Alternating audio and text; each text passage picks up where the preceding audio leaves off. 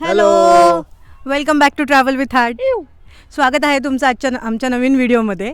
Yes तर आज आम्ही आलो आहोत हुरडा पार्टी करायला आरोह सृष्टीमध्ये. तुम्हाला मागे दिसत असेल. येस आरोह सृष्टी हे एक ॲग्रो टुरिझम आहे. इथे काय म्हणतात त्याला, शेतात बरंच ॲक्टिव्हिटीज आहेत. हे पुण्यापासून ऑलमोस्ट एक 40 किलोमीटर आहे. जवळ आहे, तसं लवकर निघालात तर तासाभरात पोचू शकाल.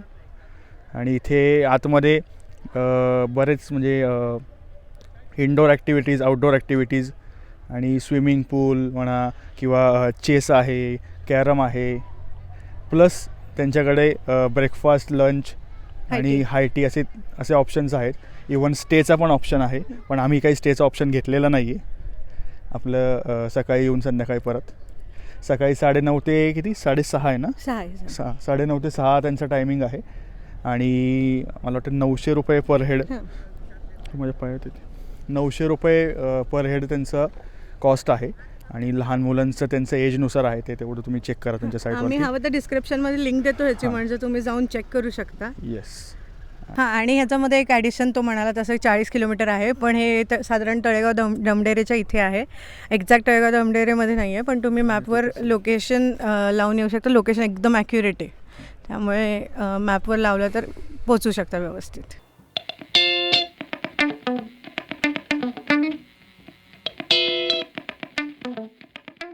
पोचताच लगेच नाश्ता केला, कारण रात्रीपासून उपाशी होतो. एवढी भूक लागली होती की व्हिडिओ शूट करायचं तर सोडाच, कॅमेरा कुठे तेही विसरलो. तसे नाश्त्यासाठी तिथे अनेक पर्याय होते. पोहे, उपमा, मिसळ आणि वरून गरमागरम चहा कॉफी.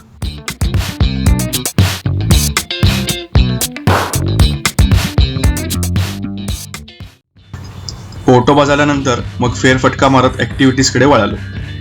तिथे धनुष्यबाणाची जागतिक ऍक्टिव्हिटी करताना आमच्या अर्जुनाला पोपटा चढावा दिसला होता, पण हात दजावत नव्हते.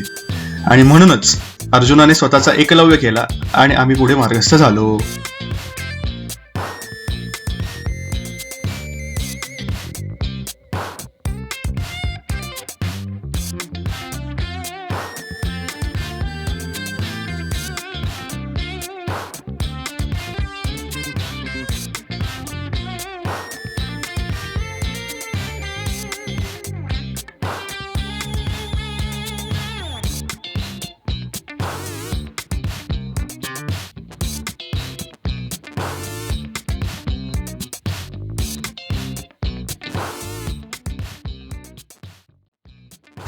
ही ॲडव्हेंचर सायकल ऍक्टिव्हिटी करताना ती मध्येच अडकली आणि मग त्यांच्या लोकांनी ती ऑन द स्पॉट रिपेअर वगैरे केली आणि पुढे कंटिन्यू केली.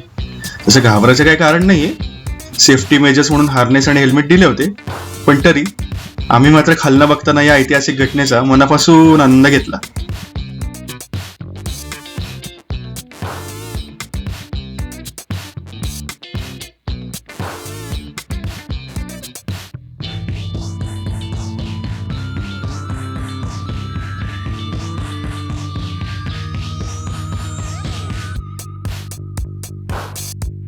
एवढ्या ॲडव्हेंचर आणि शारीरिक ऍक्टिव्हिटी झाल्यावर पुन्हा एकदा पोटावर हात फिरवत पुढच्या खाण्याच्या नियोजनासाठी आम्ही सज्ज झालो आणि थेट जेवायला हजर. जेवणासाठी इथे इतके भारी पर्याय आहेत ना की विचारायलाच नको. पिठलं भाकरी, ठेचा, वांग्याची भाजी, पुरणपोळी आणि गुलाबजाम. हा हा हा.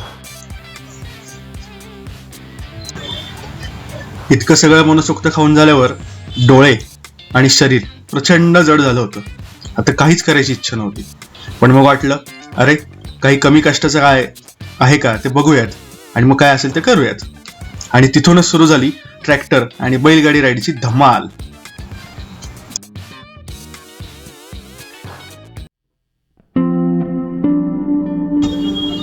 राईड्स करून झाल्यावर तशी पोटात अजिबात जागा नव्हती, पण म्हटलं ज्या कामासाठी आलोय ते तरी करूया. आणि ते महत्वाचं काम म्हणजे हुरडा. वा, बघता क्षणीच मन खुश झालं. आपण बकासुराचे वंशज आहोत की काय असंही एकदा वाटून गेलं, पण म्हटलं जाऊ देत. आणि वातावरण तर मस्त झालं होतं. थंड वारा सुटायला लागला होता. मस्त संध्याकाळ आणि हातात गरम गरम हुरडा. पोट म्हणत होतं बस झालं, पण मन म्हणत होतं अजून थोडं चालेल. मग काय, मारला जाव परत. हुरड्याची चव अजूनही जिभेवर आहे आणि आजचे क्षण मनात घर करून बसलेत. निसर्गाच्या सानिध्यात, मातीच्या गंधात आणि आपुलकीच्या वातावरणात हे काही तास कधी सरले कळलंच नाही. हा फक्त एक दिवस नव्हता, ही एक आठवण होती जी कायम बरोबर राहील. गावरान चव, मोकळं वातावरण आणि मनाला समाधान देणारा अनुभव. असेच व्हिडिओ बघत राहण्यासाठी आमच्या चॅनलला लाईक, शेअर आणि सबस्क्राईब करा. आणि हा व्हिडिओ तुम्हाला कसा वाटला हे आम्हाला कमेंटमध्ये नक्की सांगा. आणि आम्हाला इंस्टाग्रामवर सुद्धा फॉलो करा.